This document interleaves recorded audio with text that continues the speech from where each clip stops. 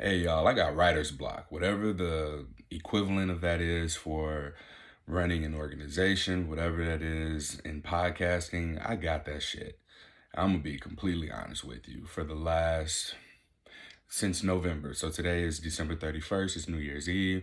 I will say since November 5th, it's probably when I've been noticing the struggle of just being able to be real.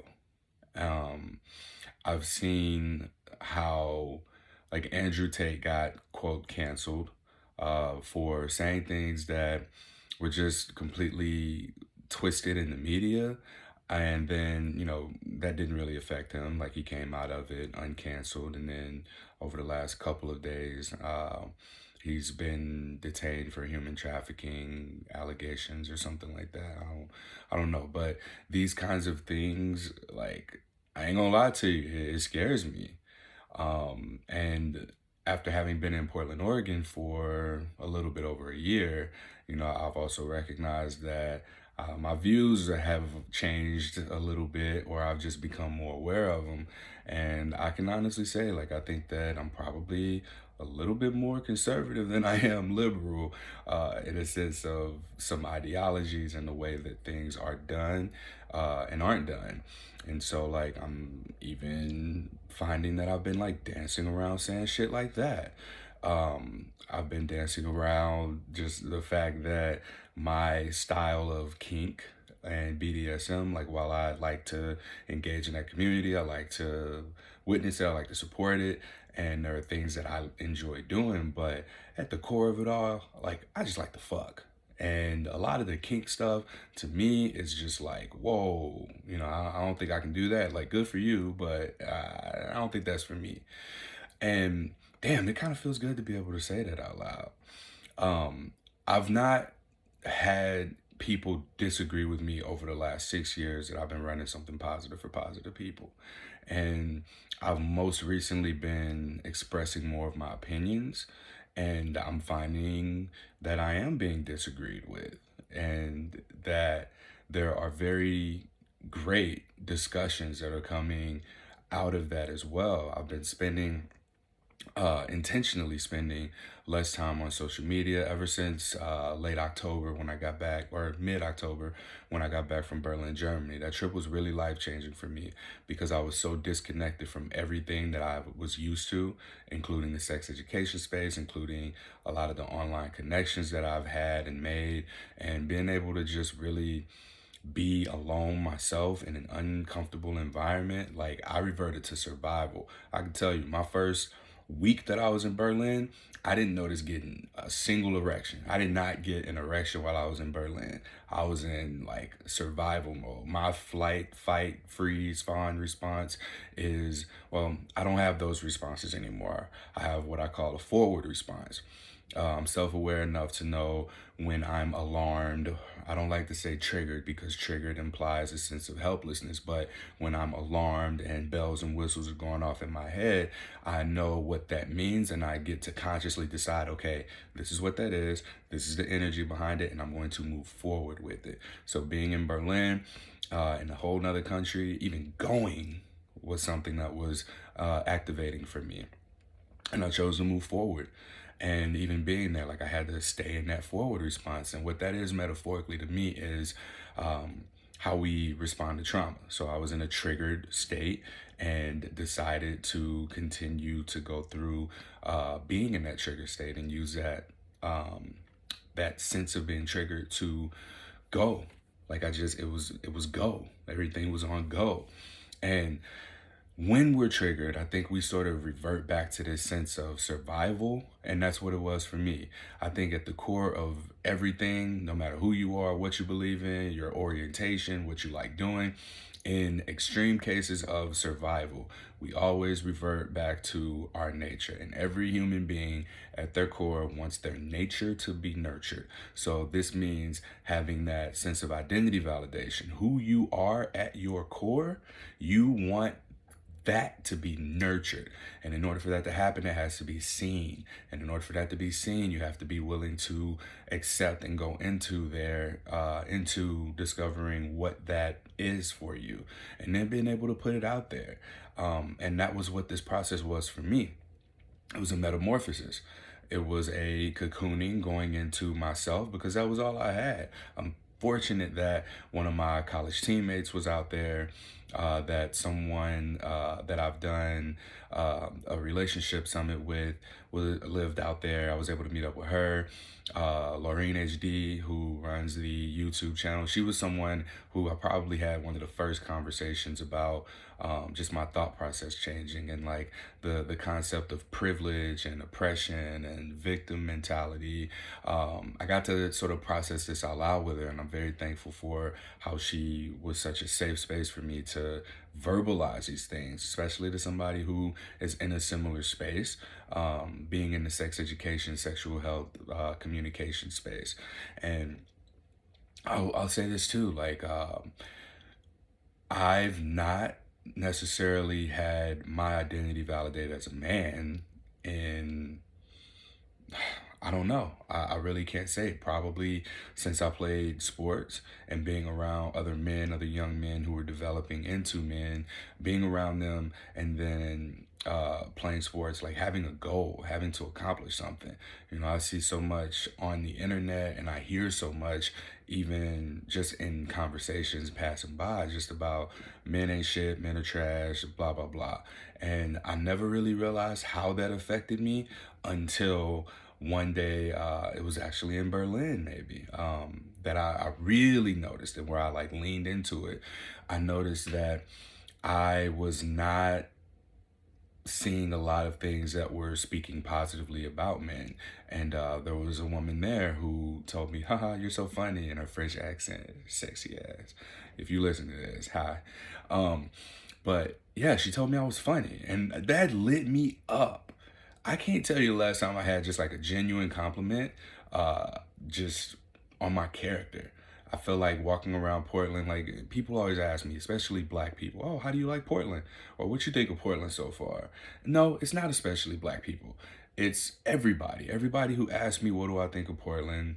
Like I would say, I come from St. Louis, Missouri, and racism, however you want to label it, like it exists, and it always is going to look different. Do I feel like a victim of racism? No. The most racist thing that I've ever experienced happened when I was probably 7, 8, 9 years old. I remember I went fishing with my dad. My dad's 18 years older than me. So he was in his mid-20s when we went to the January Wabash Park in St. Louis, Missouri, off of North Florissant or New Florissant Road. It's in Florissant. And we were going fishing. We had the buckets, we had the fishing poles, we had the bait, and we had this amazing spot. My dad always got up early, and I'd always be up early too. I had my alarm set ready to go. I saw my dad on weekends mostly because I lived with my mother and my grandfather.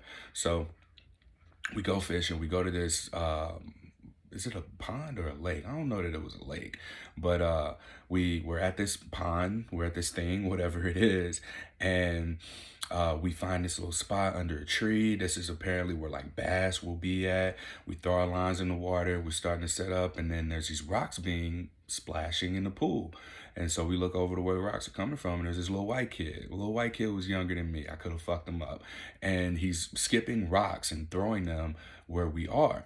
We look over, and I remember this old fat white man just like sitting under the tree, just watching his kid do this.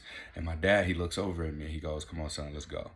And it was like a very disappointed humbug. "Come on, son, let's go." And we start packing up our shit. And I don't understand what's going on. But then this little white kid's like, "Yeah, you better get out of here, you fucking niggers." Dad doesn't say anything. And I don't think at this point I really knew the depth of what that meant. But I remember like my dad just had this like defeated look on him. I'm like, my dad could whoop the shit out of his dad. I could beat the shit out of his kid. Like, why won't we do this? And we packed up and we left. This was, again, when I was 7, 8 years old. I'm 34 now. I had this conversation with my father when I was back home in November. So mid-November, I sat down with my dad. I was like, hey, do you remember this situation? I explained it to him, and he can't remember, and it makes me wonder. I'm like, damn, like how racist was stuff happening around, him in his years, to where this super significant thing in my childhood that I remember is so, like, that was the most prevalent racist experience that I've ever had. You know, another one was getting pulled over and matching the description, but the cop let me off. I don't think people are inherently bad, and cops too. Like, I have friends that are cops. And I think that for myself, like, people who yell racism have not experienced racism. Like, they just haven't, or they've experienced it second-handedly. And what I mean by second-handedly is probably not even accurate. I'd say tertiarily. So you might know somebody who knows somebody who saw something on social media, and that's what they think all experiences are. My experience as a black man living in Portland is not even, I won't even say that. I'll get back to what it's like being in Portland for myself. But on the internet, I remember I posted this, a tweet that I made. I was like, I'm unsubscribing from all men or trash content. If I see it, I'm just unfollowing you. I realized that when I was in Germany and I didn't have my social media like flooding into my face. I was very present. I took off my social media unless I was on Wi-Fi. So I was out and about for the majority of the time that I was there. And even when I was out or like in the clubs, you can't have your phone. They'll put a sticker over your camera, or they'll take your phone completely. And I really enjoyed this because it allowed for me to practice being present, especially in a room with other people who are also practicing being present. So I'm skipping around a little bit, but when I found myself not exposed to the content that I was normally exposed to, I think my algorithm sort of switched. And I believe that it switched after Andrew Tate's messaging had exploded and gotten big. And I started to see more people talking about men in a positive perspective. I think it's called, yeah, it is. It is called Manosphere, Red Pill, whatever. And when I started seeing those things, I was like, oh, like this person cares about me, like they see me, and it felt good. And then I asked myself, I was like, all right, if this feels good, what the fuck have I been listening to all this time? Like, how do I feel outside of what I'm watching here? So when I did go back to scrolling my news feeds, I would see shit like men jokes, like penis shaming comments or size shaming, talking about how useless men are, and we don't need men for shit. I don't need no man. I started seeing that stuff, and then I started to see more people in their stories. There was one girl in particular who I unfollowed, and I thought that this was interesting too, that she really talked down about how her dating experience was, and she like was on a dating site but didn't want to talk to anybody. She matched with this dude that she liked, and he was cool, he was interesting, and they were messaging for a bit, and he was trying to meet up, and she was so annoyed that he was trying to meet up, and the way that she talked about him was just so disrespectful. And I was like, yo, this dude likes you, and here you are just shitting on him for pursuing you. Unsubscribe. So I unfollowed her. And not too long after making the post, she was actually one of the people who commented on. I gave myself some space because I wanted to see how I was going to deal with some of the bullshit that was in my comments. They were like, well, you need to take accountability because men, blah, blah, blah. And it's very elitist and misogynistic. All these fucking words just being thrown at me for shit that I'm not even doing. Like, I'm telling you, I am taking care of my mental health. I'm doing this for me. This is what I need, and I'm doing it. And it just got so shit on and disrespected. I even had someone who, she decided that she was non-binary this day because I'd been talking to her using very gendered language for I don't know how long. And this day when I was like, oh yeah, I get back to you, name, girl, because this is just how I talk. And then she goes, or they go, well, actually I'm feeling more non-binary today. And that, I don't know why this infuriates me so much. I kind of do, but that's a side conversation. And so this person just began sending me articles and links and education because they majored in or took a genders class or some shit like that. And we're like, here's the harm behind unsubscribing from the men are trash content. I was like, yo, we can't even have a civil conversation based on the rapport that we've built with one another. Like we've developed what I thought was a friendship. Yes, it was virtual, but like I thought that, we could genuinely talk to each other, but that was one of the things too that just made me realize how easily and how easy it is to enable yourself to be taken advantage of and used, because whenever there was a problem, whenever this person had issues with men or disclosing, or they needed some advice, I was where they would come to. And it was like more of a venting session. The things that they would want to say to the man that caused them harm were being said to me. And I recognized, oh, this is a pattern. This is a pattern of mine. So that had to go too. Like I had to, this controversy of me just sharing, this is a thing that's happening. Here's how I'm taking care of myself. And to receive like how it's not okay for you, Courtney, to take care of yourself. You actually need to just, the equivalent of the LeBron James issue that came out with the news anchor. LeBron was speaking on something and she was like, just shut up and dribble, shut up and play basketball. I was like, I was getting, there was an attempt to gang up on me and be like, Courtney, shut up and talk about herpes. No. And so I did feel a little bit bad that this connection was just gone, but I was like, yo, that's not my responsibility. So this person asked that I delete them. So I went on ahead and deleted them, and I guess they blocked me. I don't know. I forgot their Instagram handle, but anyway, no, I didn't. I remember it now that I just said that out loud. But this bit of controversy for me, like, really made me see just like, how numb I was, like how numb I was to the content, like the man are trash, man ain't shit content from people, and myself included. Like I think that I fed into that shit for a while too. I might have shared something that was more shaming than I even thought it was, but it's not that the positive men's content made me feel so good that it made me recognize how the content that I was consuming on a regular basis just made me feel bad. It's that I had become so numb to it. I didn't even realize I was feeling anything at all.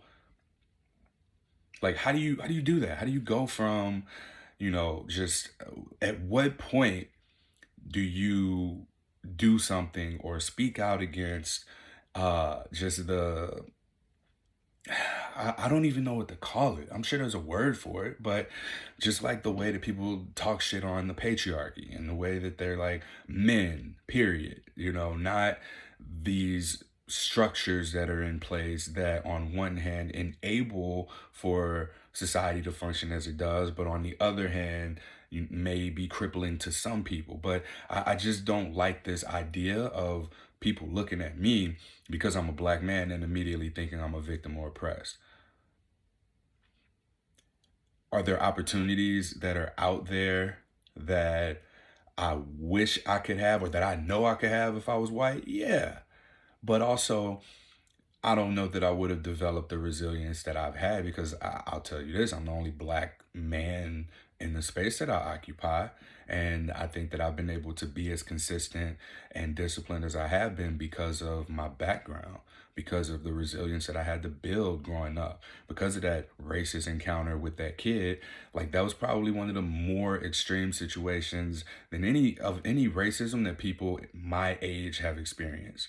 Unless somebody, like I remember my dad, I've been talking to my family a lot more about their past and their experiences throughout life. My great grandmother, she saw some shit. My great grandma almost lost her life, y'all, for whooping this white boy. Like she gave him a whooping. She was an adult, he was a kid. She whooped this white boy for hitting it was another black kid. And the white father came out and was like, "Did you whoop my kid?" And she was like, "Yes, I did." And that was it. She would have been rationally fucking whipped and in these days lynched. My grandmother is she turns 90 on January 11th. And like I'm collecting this wisdom from my family, because reading and seeing all these social media posts about transgenerational trauma, got me curious. Like I got curious. I want to know like what patterns do I have that perhaps my elders in my family have passed down to me? How did they deal with it? Are they even aware of them? And that gives me sort of a starting point for myself to identify what it is that, like, what my work is, what it is that I need to work on, what I need to work through, what I need to heal. And speaking to her, it's really phenomenal because I was able to make a connection. And the connection that I made was that, for example, I'm doing this. I'm skipping around, and I don't like that I'm doing this. But this is probably the most motivated that I've been to record in a while. So I just want to go ahead and ride this wave while I'm on it. Um, my father puts floors in, and he's damn good at it. He's put floors in since I was a kid. I've learned so much about hard work from him, and my dad very early on, like I was a summer apprentice for putting floors in when I was 16, 17 years old. And when I'd come home, or no, because I stayed at school when I was in college because I wanted to work out for football. Before I went to college, I was a summer apprentice making $16 an hour, and I got to work with him. So we're putting floors in, and like I remember I saw the men who were dressed nicer. I was like, hey, what do they do? I was like, oh, that's a journeyman. Like those people are not the journeymen. I don't know what their titles were, but whatever they were, they sold. They might have just been the salesman. So they were there just to make sure that motherfuckers like me and my dad were constantly working, like carrying heavy shit on our knees, mixing up fluid, using tools, showing up on time. And I found out how much they made. I was like, yo, what? Like, they make more money than the people who were doing the work. I was like, that's what I need to be aiming towards. And I think that was my last summer putting floors in. But my dad, excuse me, my dad at 52 years old today is still putting floors in. He's still working as a journeyman, as a floor layer contractor, and he's got like retirement pension coming up and all of that. So I sat down with my father and my brothers, and we did a recording, just conversation. I want to be able to pass down. Also, I realized that in the sex positivity space, like I recognized that I hit this point where I thought that, oh, I can't have kids because kids are expensive and I don't make near enough money to be able to support a family. And that for me, like I've always wanted a big family.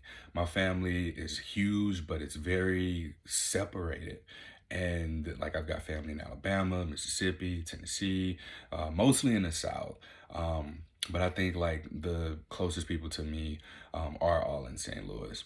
And I'm the oldest of five, but I'm technically an only child. I am my parents' only child together, but I have three younger brothers and a younger sister. I'm the oldest.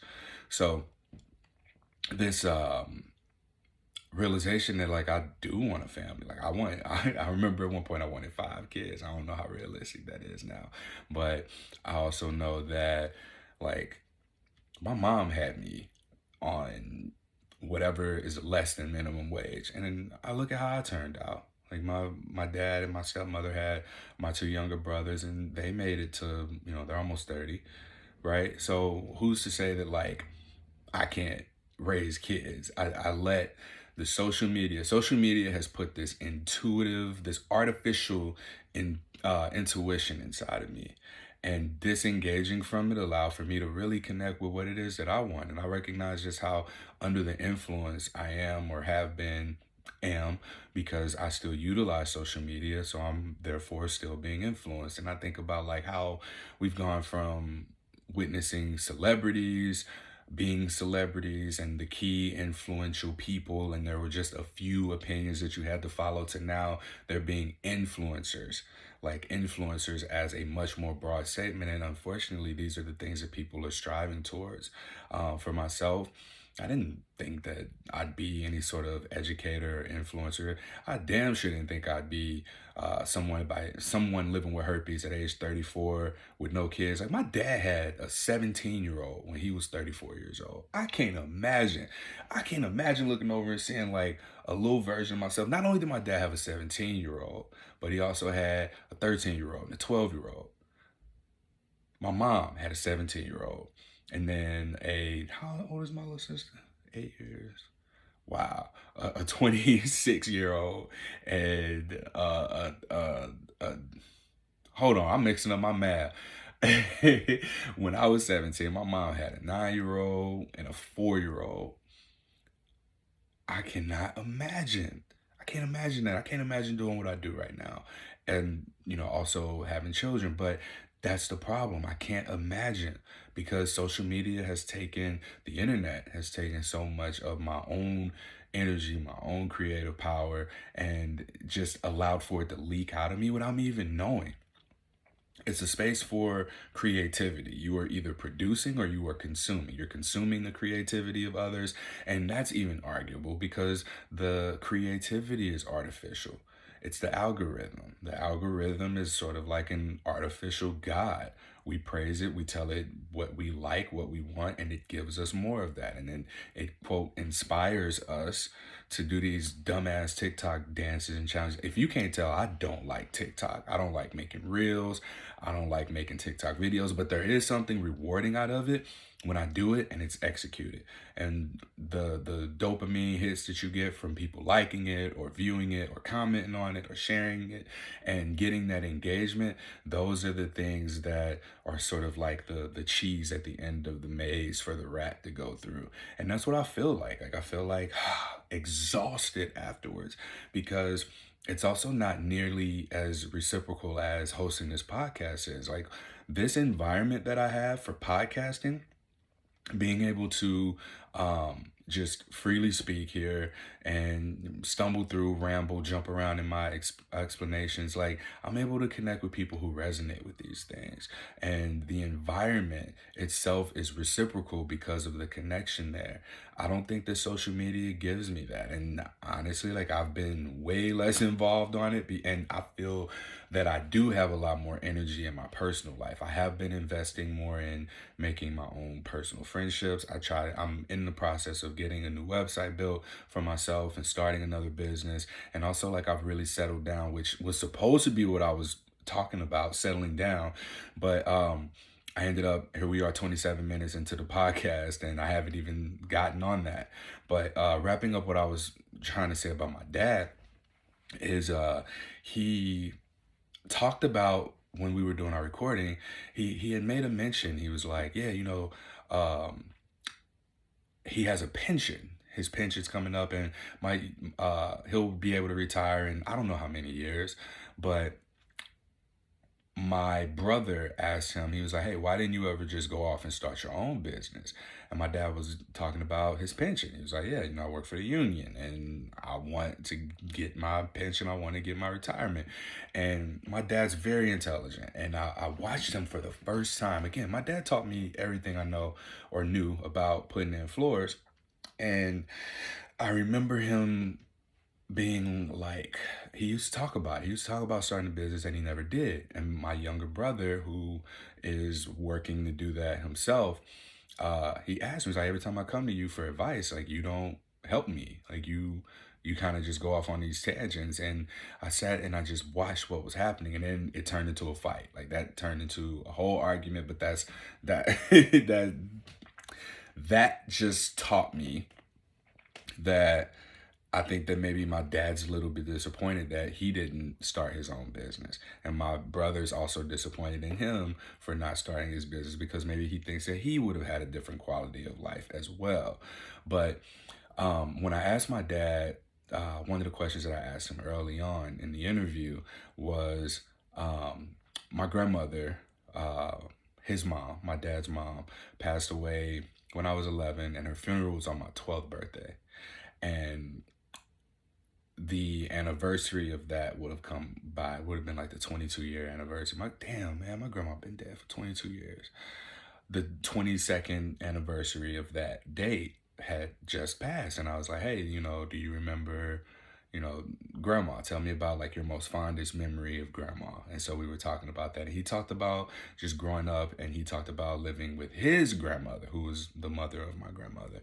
Um, and he spoke about how the there was this incentive for there not being a black man in the house if the woman was pregnant. And this is still going on today. I don't know if it's as extreme, but a social worker would come by and visit and look to see if there were any big shoes or big jackets, big clothes anywhere, just to find out if a man was living there. And if the man wasn't living there, then the women who were in the house who had kids would get whatever that check was. And him saying that, and then when asked about the business, how he mentioned like his pension, working for that pension, made me remember a time for myself.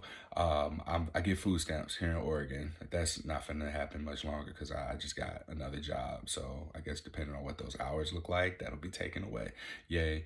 And when I was talking to the lady on the phone, I was letting her know, like, all right, here's how much money I make. And here's the situation. Like, sometimes there are moments where I will make a lot of money, but that is not consistent. With my job, teaching medical students how to give a genital exam, that job pays really, really well. However, there are very few hours. And so she's like, oh, if it's just a one-off here and there, then don't worry about it. I was like, yes. She slipped up and told me the amount of money that I would need to make in order to no longer qualify for food stamps. And when she told me that, I had this thought to myself. I was like, oh, cool. As long as I don't make too much money, then I'll be able to continue to get this $250 a month for food stamps. And after I thought that, I said, what the fuck? I'm going to intentionally let myself not make more money in order to continue to get $250. Like, what kind of sense does that make? It doesn't. It makes no sense. I was like, where the fuck did that thought come from? And that thought happened before I spoke to my dad, before I spoke to my great grandmother. And I got to put it all together, right? So I'm the one who challenged the thought. My dad was in the thought for himself because he also mentioned how much money he would be able to charge for like putting in a bathroom if he were to work for himself. He said something about like, oh yeah, these contractors, they can charge like $8,000 or $9,000, $8 or $9,000 for putting in a bathroom, and I'll charge $800 for it. I was like, nigga, you proud of that? Right? Like, wait, what? So how much is your pension to where you're missing out on 1,100% profit?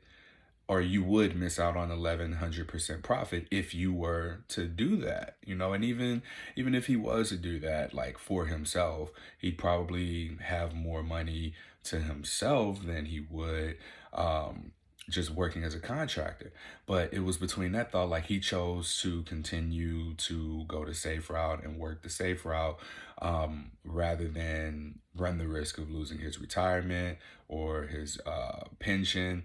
And I got to see where that started for him. And where that started at for him was when he was seeing the social worker come by.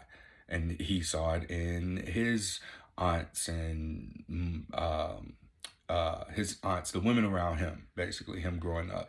He got to see that. Like, it was, rather than going to get a job or trying to do better, or any kind of education, it was, I'm gonna have these kids and I'm gonna get more money from the government as I keep having these kids. And I was just like, wow, I was able to trace this shit back that far to actually be able to say to myself, this isn't mine.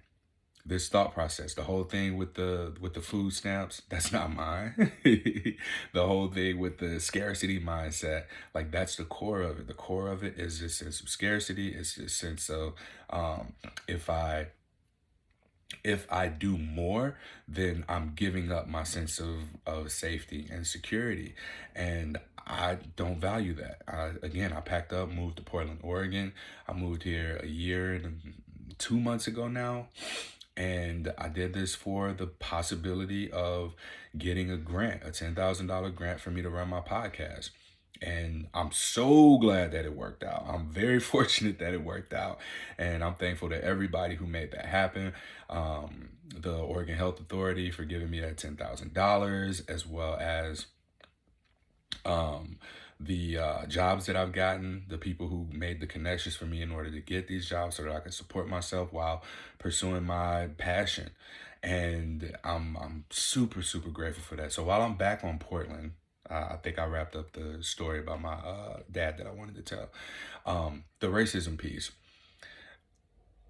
It feels very much like there's a sense of performative allyship. Like tying this back into the story that I was telling about when I said, I'm unsubscribing from men or trash content. Taking it back to that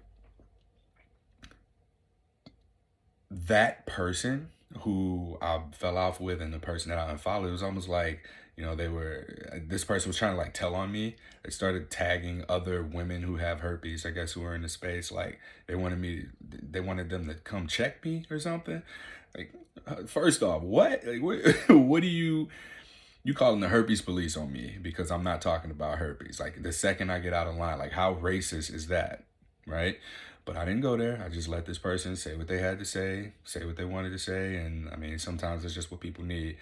They feel a sense of powerlessness within themselves, and they got to exert that power onto somebody else. And that was sort of the thing that I was alluding to as well, because people were like, this is how we take our power back. And I was like, yo, there's a big difference between taking your power back and then having your power misplaced. Myself as an example, the consumption of social media consistently, or the consumption of internet content, that consumption has allowed for me to just leak my energy. Like I'm picturing a wiffle ball where there's holes in it, and I'm carrying the energy and there's just these slow leaks. Now the wiffle ball holes are really big. I don't have a better analogy than that. Or like a tire, I got 4 tires on a car, right? And let's just say each tire has a slow leak. You won't notice the leak until the light comes on or until you hear that sound. Like if you have a nail in your tire, you'll hear it. It'll sound like as you drive, because it'll just make that noise. And if you're not sitting down and in tune enough to notice the nail in the tire or that there's a slow leak, you'll miss it until it's too late. Fortunately for me, I've been practicing yoga. I've been making more time for myself. I've been journaling. When I was in Germany, I didn't have any distractions. So I was able to recognize the slow leak of my energy leaking out of me. And so plugging those holes for me looks like I now only utilize social media if I'm on my laptop or if I'm connected to Wi-Fi. Whenever I'm out and about, I have it to where I don't get any notifications on this phone. I deleted the apps off of the phone that I use for my day-to-day life, for texting, calls, and things like that. But the phone that I record podcasts on, that's the one that has a social media app so that I can upload everything. And if I am just at home and on Wi-Fi, then like that's when I'll browse around on social media, right? So that's my I forgot where that started at. Oh, the racism thing. It seems like it's very performative. I would say performative allyship is probably a very key phrasing of it. Like I don't like going to places and I see like the Black Lives Matter sign. Like, okay, do you understand like what you're really supporting? Like, how much do you know about Black Lives Matter? Like, do you know the cause that you're supporting? Like, I think that people are just spouting out buzzwords and things that are trendy for the sake of maybe finding community, but ultimately what I see is that's a sign that says, hey, Black people, come spend your money here. Because we put this sign up, it's like the equivalent of when something happens, when a Black man's murdered by a cop. Everyone is on board with, oh, we need to do something for Black people, support these Black people. I'm going to click this share button. I'm going to type something and then hit send and then, yeah, dopamine. Like I did something. I feel like I accomplished something. That was my part. I did my part. And that took like 10 seconds. You hit the share button from somebody you follow, or not even follow. Like, someone did that to me and they didn't follow me. They didn't know what my content was about. They were just like, support this black man when George Floyd was murdered. And that didn't feel good to me. It felt like that's how you see me. You see me the same way that you see George Floyd. You see me the same way that you see another black man of completely different experience. Like, you don't see me for my character. And that's kind of how I felt when I was attacked by these, or I'm not gonna say attacked, when these people came at me on my social media for that. I'm not condoning men or trash content. I'm just unsubscribing from it because it was like, how dare you take care of your mental health? You're a perpetrator. It's like, no, I haven't. No, I'm not. I'm not, and we're gonna leave it at that. So, as far as the performative allyship, performative activism goes, like the anti-racist stuff, like, it feels to me as if people have seen an opportunity to profit off of something, and that's what they're doing. Like, now I think about these authors of anti-racist stuff and like the guilt and the shame. Like, I work in people like not being ashamed of themselves, and so for me to see the shaming applied in different areas, like, I see that shit everywhere now. And it's terrible because you can't unsee it. Once you see shit and you acknowledge it and recognize what it is, you can't unsee it. And I see it applied to so many different things. I see it applied to like the gender politics. I see it applied to LGBT issues. I see it applied to black issues. I see it applied now to like the feminism and men versus women issues. And like, what, it's not even men versus women. I think it's more black men, black women division than it is anything else. Whole nother conversation. But coming into recognizing what this shit is, man, and seeing things so objectively, like, I recognize that I'm catching myself like trying to, I can't believe it's already been 41 minutes. Like, this needed to come out apparently, because I still haven't even gotten to the point that I wanted to make for the whole podcast episode. But it feels so good to be able to just say this shit. And I gotta say it, like, it does. It really feels good for me to just have this space created for me where, one, I feel safe enough to say whatever it is that I'm saying. And, you know, if I gotta experience cancellation or if people decide they don't fuck with me anymore, all right, cool. But like, as I've tried to write the book, I'm writing a book, Something Positive for Positive People, that essentially condenses the podcast down into an audio format of just a few hours, because here we've got almost 300 hours of content. Like, if every episode's an hour, 300 hours of content. Nobody should have to dig through all of that. So I've taken like the more important and useful points that were made, and I'm putting it into an audiobook. If it goes into publication after that or whatever, yay, cool. But the big deal for me right now is getting that book out. So yeah, I've had this writer's block, and I've had all of these personal experiences, and I really struggled with sharing my own personal experience, because a lot of it is talking like this. I say shit, I say fuck, I say nigga, I'm black, I'm all these things. Like, and I don't care to be seen, you know, for, oh, Courtney's a black man in this space doing this. Like, I don't like that. Like, why can't you just talk about what I'm doing, or, you know, describe who I am, my character?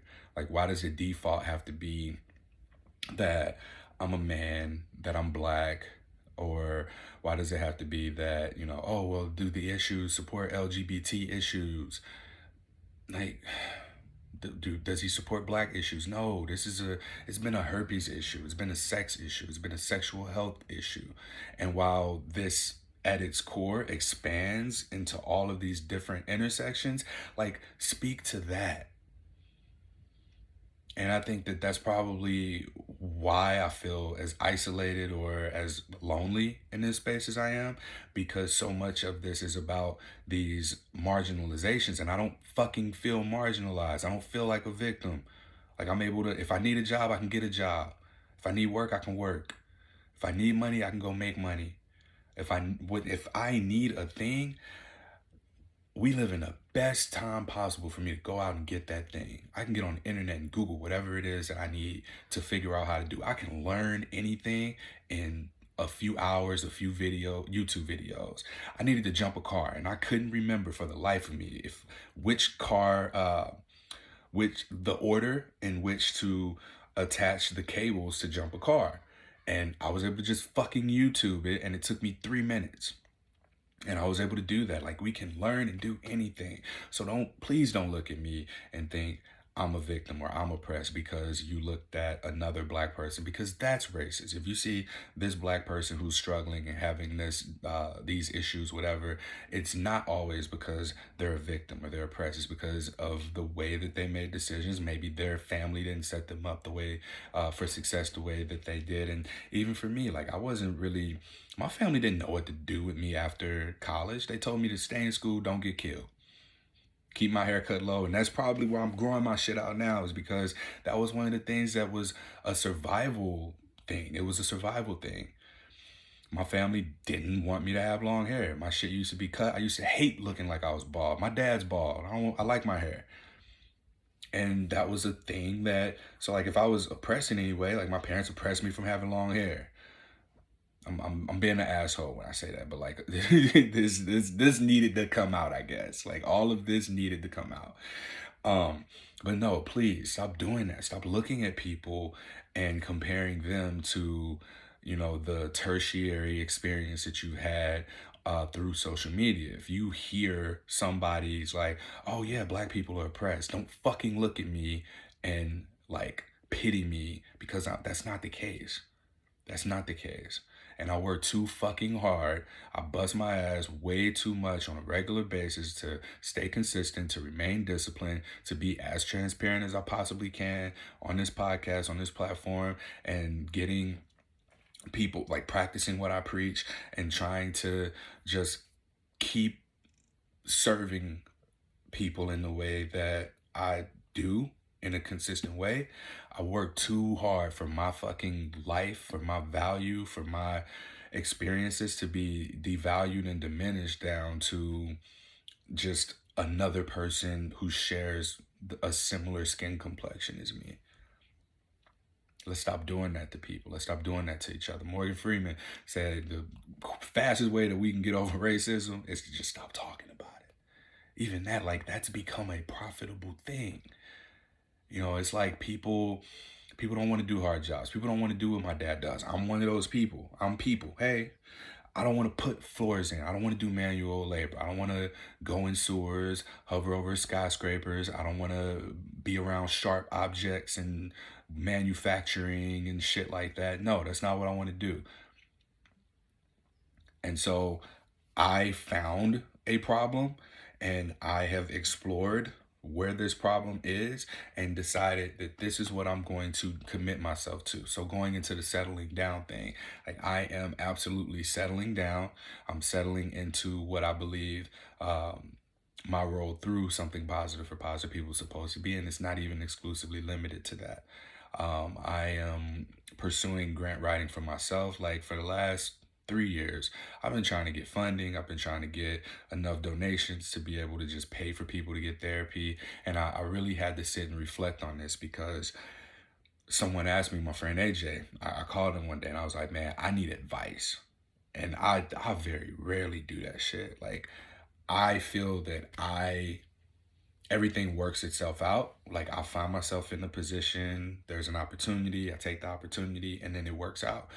I am fucking exhausted from waiting. I don't like waiting. I gotta wait on the right time, wait on the right opportunity. And I don't want to do that. I want to choose, because the way that I navigate my work life is the same way that I navigate relationships. Like, I just kind of go with the flow. Like, oh, here's a new partner. Yay, that worked out. I don't have to do anything but wait. And the whole thing about patience is a virtue, yes, but also so is assertiveness. Assertiveness is necessary, especially for myself as a man, to be able to decide, all right, hey, I'm choosing this. This is what I'm choosing. Here's what I'm doing. If I need to reverse engineer the process of, okay, accomplish goal, how what will I have needed to do to get there? What will I have needed to do to get to the point right before getting to that point? And then breaking it down so that I can take the steps. And so I called my friend AJ and I was like, yo, I'm stuck. Here's where I'm at. Like I one have things that I need to say, and I don't feel prepared to deal with the consequences of those things. I didn't say it like this. Like it's much more concise after having like thought. Look, speak of the devil. He just texted me now. I keep getting notifications because I forgot to put my phone on do not disturb. But that was what he told me. He was like, well, "What's your 5-year plan? Like, have you thought about what you need to do?" And even my therapist said this. He was like, "Well, what's your 10-year plan?" And I get such anxiety, like just thinking about that shit. Like that's when I get activated and I get triggered and I start having to think about this shit. And I'm more in a freeze state because I just don't know. Like it's hard for me to think about the future because I wasn't even supposed to be here. Statistically speaking, going back to the tertiary intuitive or tertiary artificial intuition, how many songs Kanye West had a song? We wasn't supposed to make it past 25. Jokes on you, we still alive. Tupac said it. You know, we ain't supposed to make it past 25. And that's what the fucking statistics say. And we ain't there anymore. Like that's just not where we are as a society. Like that ain't what life is. Like the whole slavery and racism, that shit just looks different. It's evolved, it's developed, it's something that has self-perpetuated itself. And I think I can speak for all black people when I can say like I've seen more racism between us and amongst each other than I have from white people themselves. Like motherfuckers will point out things that were racist by a white person that wouldn't even be on my radar. Like this motherfucker didn't throw rocks in my pool and call me a fucking nigger and tell me to get out of here.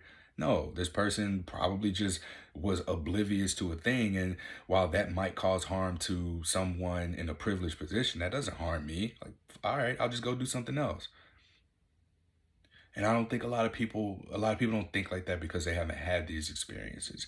And also, like, I recognize I don't speak about this shit.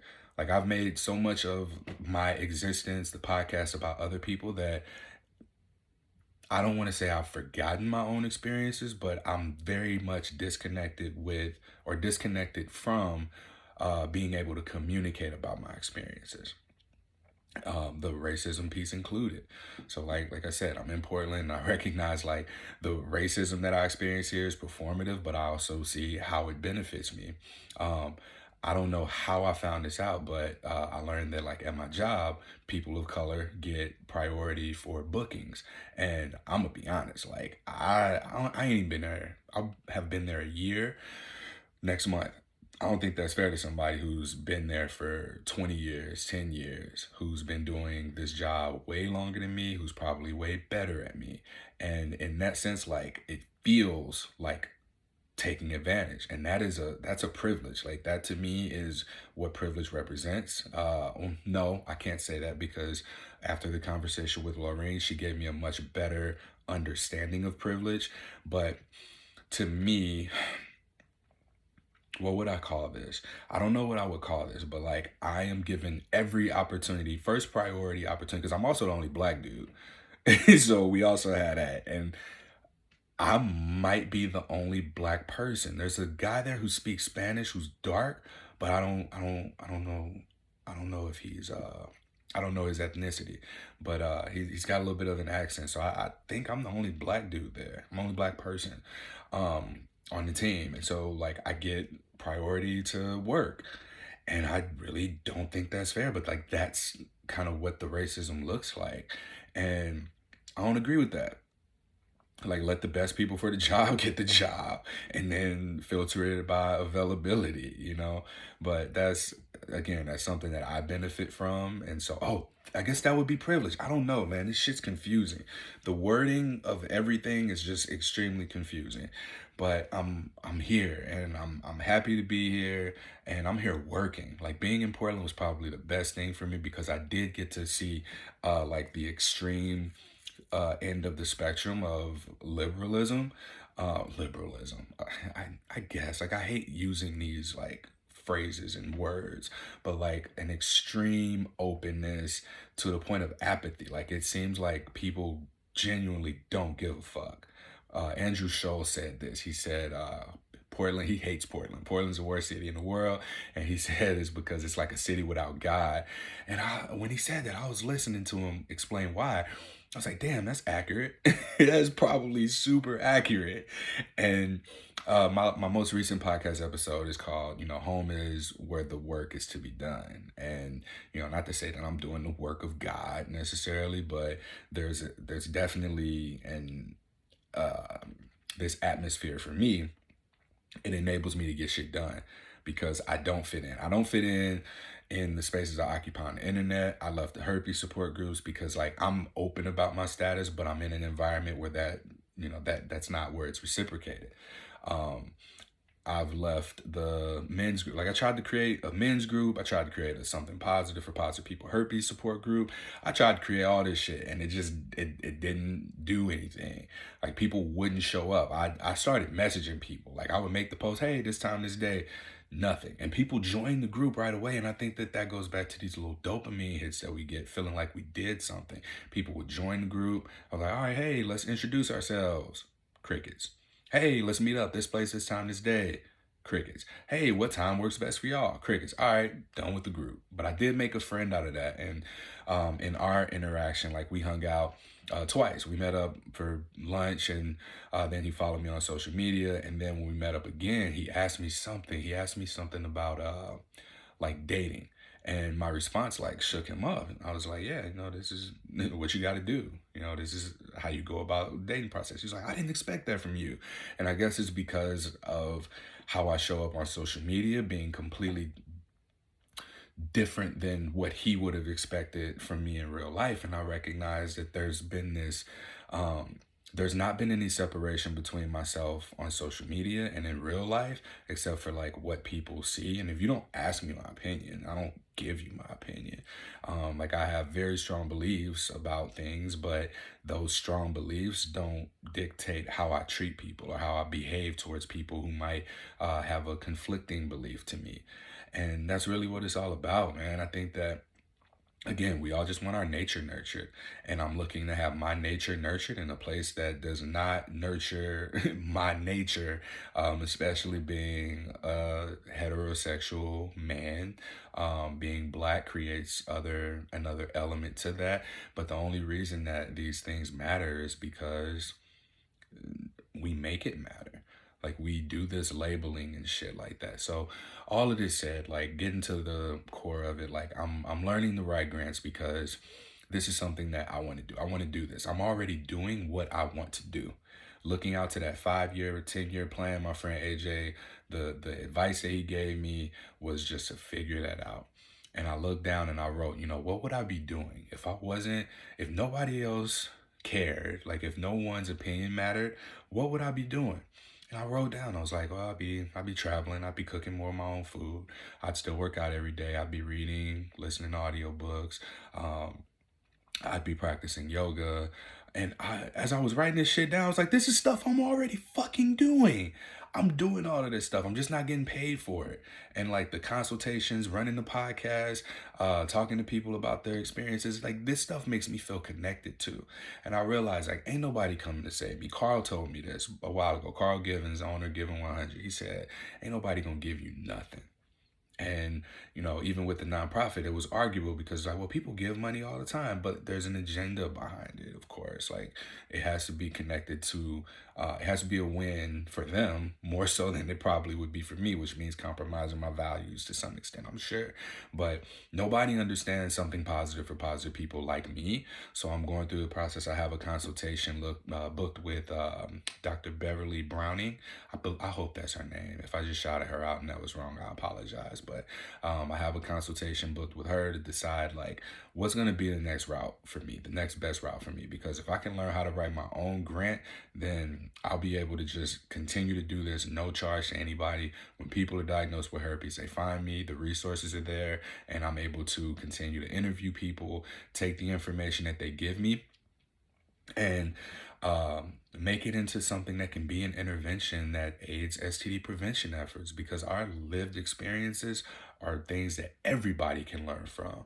I just need the time, the resources, and the money to be able to make that happen. So I'm going through the process of figuring out what's next, for me to just write my own grants. And then I'll be able to just make this, like, y'all reach out to me. Y'all ain't got to worry about paying anything. Y'all ain't got to worry about donating. Y'all ain't got to worry about liking, subscribing to the podcast, none of that shit, because it's going to be paid for because I went on ahead and I put the work in to look for the money that's out there and then make myself, available to get it. It don't really mean much. Like if I were to net $5,000 a month, I have a damn good quality of life. I have a good quality of life right now, but I wouldn't have to do as many things that are pulling myself in so many different directions. So all that said, I thank you for listening and bearing with me through my ramble. This is me. Like, this is more insight to who I am. There's a Fet Life kink group for people who have herpes or date people and play with people who have herpes. If you want that, hit me up. Link will be in the show notes. And until next time, I told y'all I'm done saying stay sex positive because my mindset has shifted significantly. So we'll figure that out.